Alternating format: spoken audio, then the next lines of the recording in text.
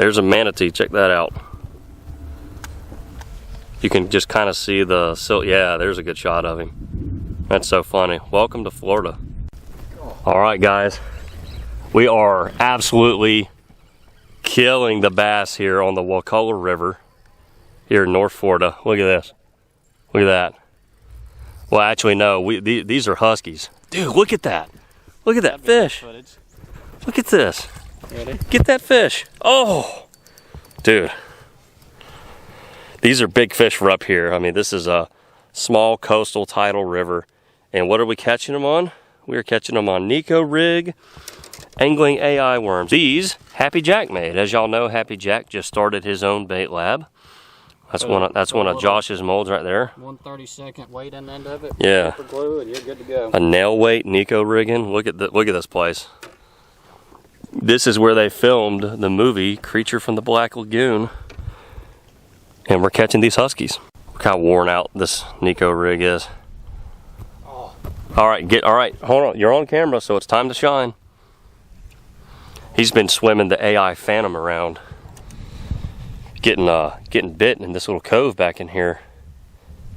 I made 3 casts in there and got bit on every cast, which means luck is about to run out. Got some nice sailboats here. Shields Marina. It's kind of goofy being surrounded by saltwater boats. But we've actually caught some nice redfish. Well, he did. I caught a big old trout. So I'll probably show those to y'all later. They're in the cooler right now. It's been a fun day on the water. It's neat when you can catch lots of good largemouth bass, huskies. You can catch trout and redfish all in the same day. And you caught a brown. All within, and I caught a bluegill, all within like a 3-mile stretch of each other. Super cool stuff. All right, we are back in the bait lab, as it were, the fish cave, whatever you want to call it. We're back in the shop, and now I have to live up to today's title, because that's a bold statement. The best sexy shad? Is that even possible? I don't know. This one's pretty good though. I developed it a couple of days ago.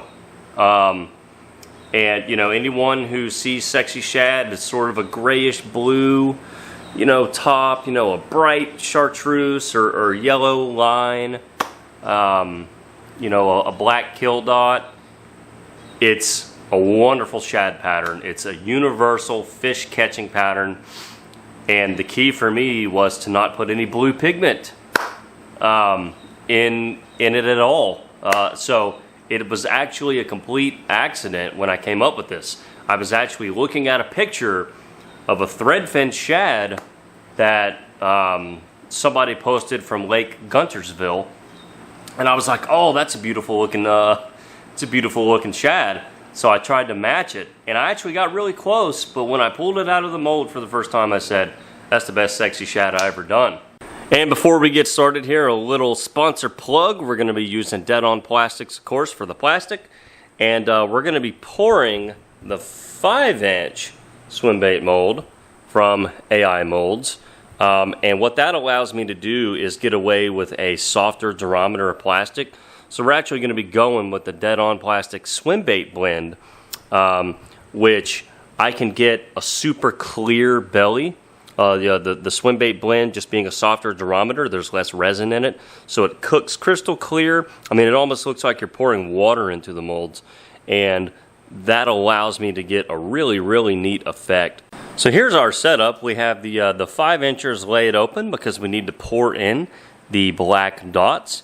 So we have 4 cups of plastic laid out, 1 for the black, 1 for the belly, 1 for the vein, 1 for the top color.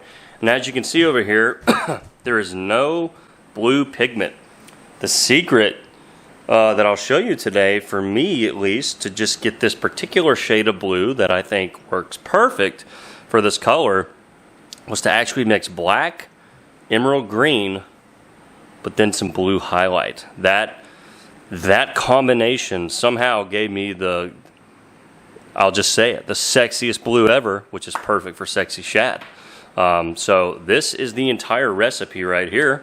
Okay, so here we go. There are many ways to apply a shad dot or any sort of dot that you want to do. Some people kind of dip their stirring rod and then just kind of punch it on there. I always just like to pour it. That way I can kind of manipulate it, right? So you can see I tilted the mold slightly, and now that dot is not a perfect circle. If you look at a shad and you really look at the dots, right, they're not perfect circles. They're more of just a splotch. And so this is just my little attempt to add some asymmetry to it, right? It's not a perfect circle. It can be a perfect circle. You can absolutely pour a perfect circle. In fact, I'll try to do one on the next one just to kind of show you these little differences that I think can change the way your bait looks. So here we go. All right. Yeah, there we go. All right. Let's kind of let that one set for a second. But there you go. Circle versus not circle. I just think it looks a little better when they're not a perfect circle, because you don't see that as much in nature. So again, I'm just going to pour a circle and then basically tilt it, mess it up slightly. Is kind of the technique. So now we have to do that for all of the molds. Such a beautiful sight when they are all dotted in a line. It's the little things in life, ladies and gentlemen. And what's cool is, you know, you can see that we did not even make a dent in that cup. That's good. This cup is good for literally another, I don't know, the next 1,000 shad dots.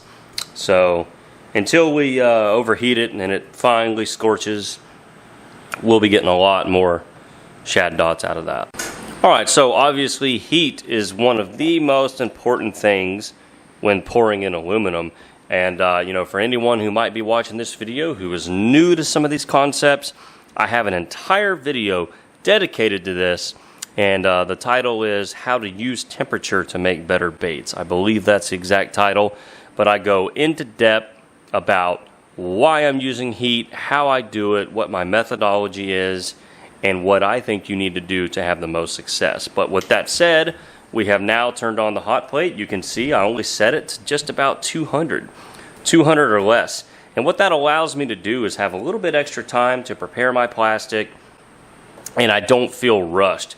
If I was just to crank this thing up to 300 or 400, 350, whatever, those molds are going to get real hot real fast, and they might even get too hot to the point to where now I'm melting away my shad dots, and the plastic is just not going to set up the way that it needs to. So I like to pour on pretty much the lowest heat that I can get away with. All right, here we go. So like I said, just clear plastic for the bellies. So yeah, okay, everything looks like it's in focus there. So I'm just going to pour this plastic just kind of over the top of that hook slot, of that little insert. Just like that. And I love the clear belly look, because what it does is it essentially acts like a mirror, and it just reflects all the other colors in the bait. You know, so we're going to pour, you know, the yellow kind of gold vein line. But this clear belly will just kind of reflect that, and it'll reflect the top. The whole thing kind of looks like a prism of color. And I think that's something that is really, really special and unique to hand pouring. Okay, now they all have the clear bellies in. And next we're going to mix up the vein color, which is essentially just yellow and gold pearl. Alright, so we have some more plastic, and now we just want to do a couple drops of yellow. Alright, so we'll do a couple drops of yellow here. We'll start with 3. That's just kind of a straight yellow from Lure Works. It's a real bright yellow. Dead On also makes a yellow pigment that I love because it's got a little bit of orange tint to it. It's more like a school bus yellow. But for this one, I want it to be real bright. You can see that's a bright yellow. And then we're just going to liven it up with a smidge, okay, a smidge of gold pearl. Basically, we're just pearlizing that yellow. We're not even adding really enough to really change the hue a whole lot. We just want to pearlize it. If that's a word, pearlize. We're going to powderize it. Yeah, beautiful. And that's it. All right, here we go. Time for the hard part, which is trying to pour vein on camera. So, here we go. I like to pour the vein plastic pretty hot. That way it flows real evenly. But you also want to pour it slowly so that you can control where it goes. Yeah, looking good. So I like to kind of start between the 2 points where I want the plastic to be.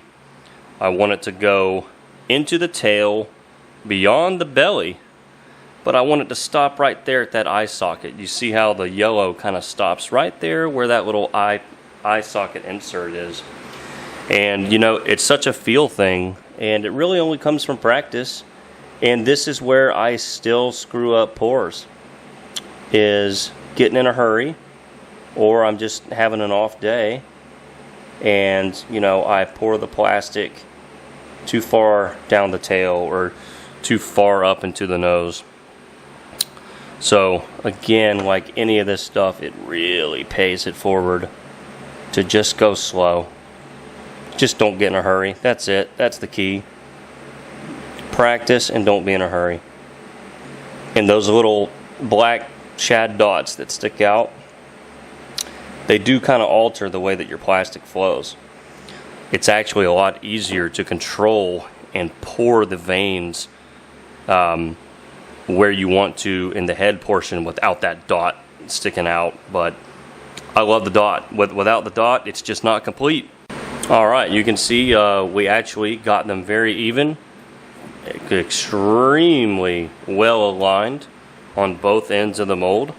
So I'm actually incredibly pleased so far with our execution today. And you know, the molds at this point, you know, it's been a couple of minutes. You know, they're getting pretty hot. And the whole idea is that the molds reach full temperature at the end of the pour when we top them off. That way we don't have to waste time letting them cook on the hot plate for extra amounts of time. They're basically, they reach full temp when we reach the end. And then I can cut them off. That's the whole idea, at least here on my table. All right, here's where the sexy part happens in the SEXY-SHAD. Yeah, this somehow came out spectacular. So I'm gonna maybe do about 3 drops of black. Okay, which anyone who makes baits at home or has watched my channel, you know that basically gives you a charcoal, right? Sort of a gray charcoal. Just like that, okay? But then I added a drop of emerald green. All right, just one. If I can get it. Oh, it went on the, are you kidding me? It went on the knife. Hold on. Here we go. Want to get this right. Okay, yeah, just 1 drop of emerald green. We'll get a different knife here. All right. Which kind of gives it sort of an aqua charcoal, right? You can see that? You can kind of see that that kind of green charcoal hue to it. But then some blue highlight turned it blue, which generally highlight powders don't color plastic. They just add the highlight effect to it. They don't really change it. But man, this turned out great. And you know, for some of you, hey, maybe you've done all this before and this is nothing special. But this was an absolute revelation. You know, obviously if you just add a ton of blue highlight to a color, it can change it blue. But for the most part, a small pinch of highlight doesn't alter things to this degree. but for this recipe, it sure did. And yeah, that turned into a beautiful sexy shad color. All right, here we go. Let's top, I guess, the first 4 of these off. Here we do. Or golly, here we do. Here we go. Try not to say here we go too much, but it just comes out. Yeah, look at that. Oh.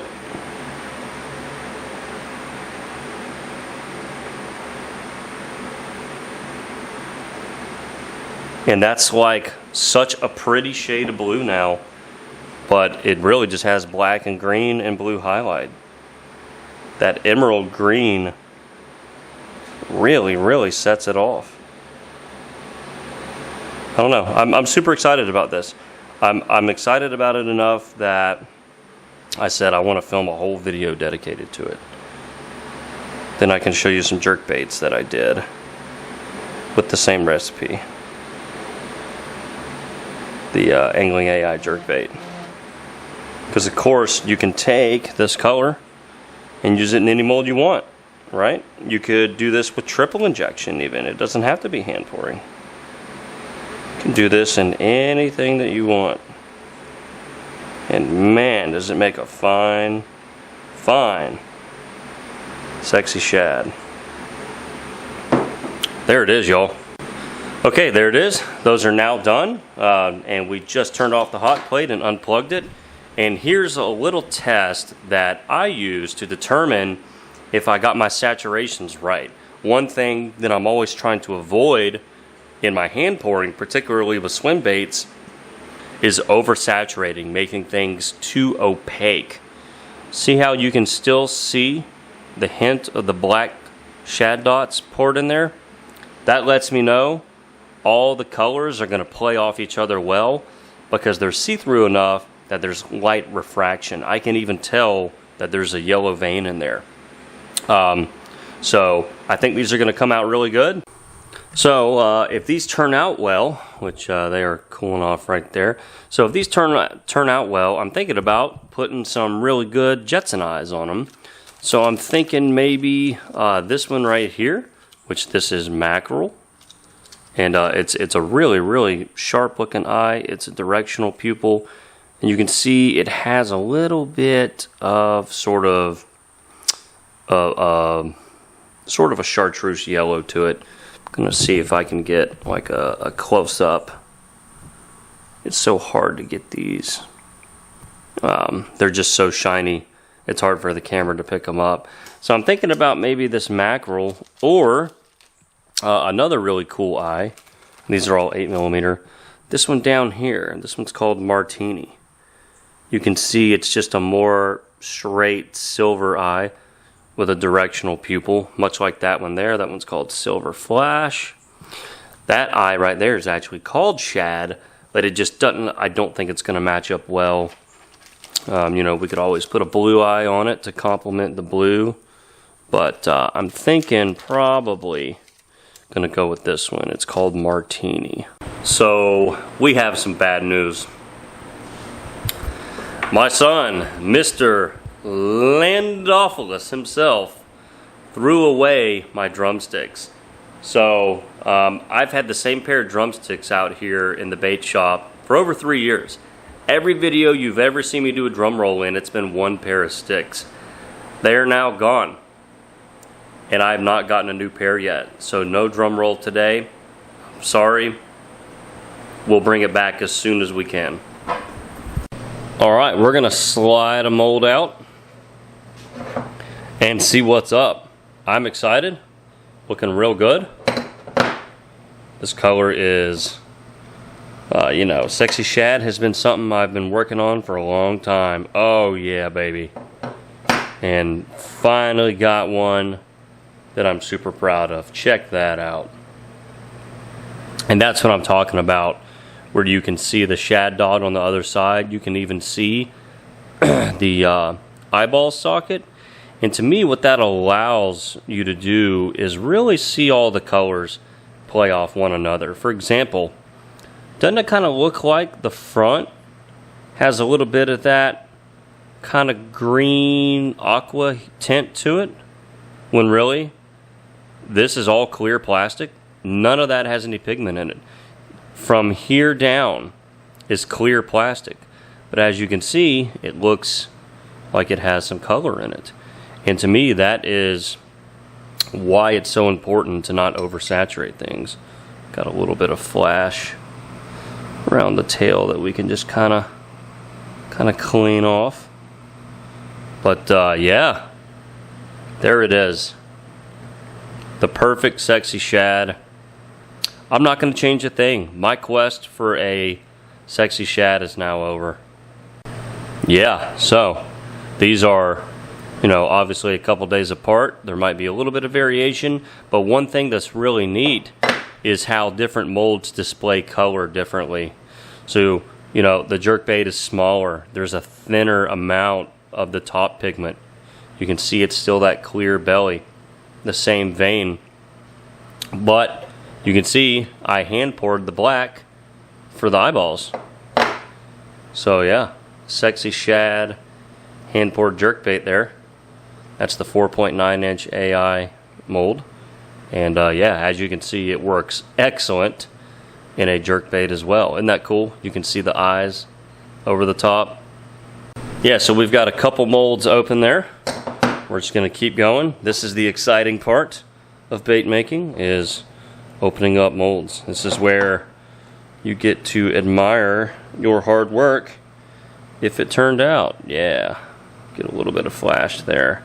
I only clamp the molds from one side, which sometimes leaves the other side a little vulnerable to flashing, particularly when the molds get super hot. So yeah, golly, awesome stuff. In love with this color.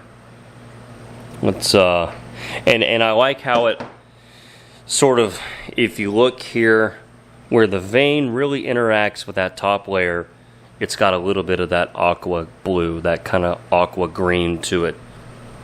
And then when it spits out from the tail section, boom, it's back to looking more blue. And that's that gold and the yellow playing on that blue top. And if things were just too saturated and all the colors were too opaque, you wouldn't get that interaction of the two colors, which to me just makes it look so much better. And you know, that's something that I don't always get. You know, I still oversaturate things every now and then, and I pull out a bait that could look better if I had gotten my colors better. It's such a fine line to hit.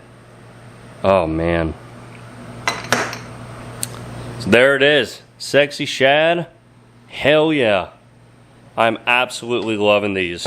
We're going to get the rest out, put some eyeballs on. Yeah, looking good. Like how those two are all funky. All the other ones came out on the right side. But yeah, what do y'all think? Is this a good sexy shad? Is it the perfect sexy shad? Or do you think it kind of sucks? Let me know in the comments below. Now it's time to give them the Jetson treatment, which I won't bore you guys with watching me glue eyeballs on, but these are about to be taken to the next level. Alright, there's a glamour shot. Yeah, might recognize that from the thumbnail. Aren't those eyes awesome? There's nothing like a really great eye for a really great bait. Yes, sir. There it is. Sexual shad. What do y'all think? I'm absolutely in love with it. It's going to be hard to sell these. I am going to try to sell them though. If not, they're going on Alabama rigs. If I can ever get my boat back from the shop. My bass boat's been at the shop for quite some time, trying to figure out what was going on with the engine. I had it serviced, and then my first trip out, it was acting like the fuel line was messed up, or there's something was wrong with the fuel. The engine felt like it was being choked. So not good. But let me know in the comments below how you like today's color. Alright everyone, well I hope y'all enjoyed today's video. I hope that recipe inspired you a little bit if you're somebody who pours baits at home, or even if you're not a hand pour guy, if you're an injection guy, definitely try out that recipe. I want to see some other people try it and put their little spins on it. You know, you don't have to do it exactly like I did, but to me that's like the perfect sexy shad. So challenge to everyone.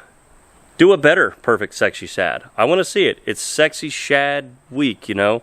Let's just declare it. But man, whenever I pulled those out of the molds for the first time, I said, this is a winning recipe for me, and I wanted to share it with everyone. So yeah, try it out. Bon voyage. Pour away.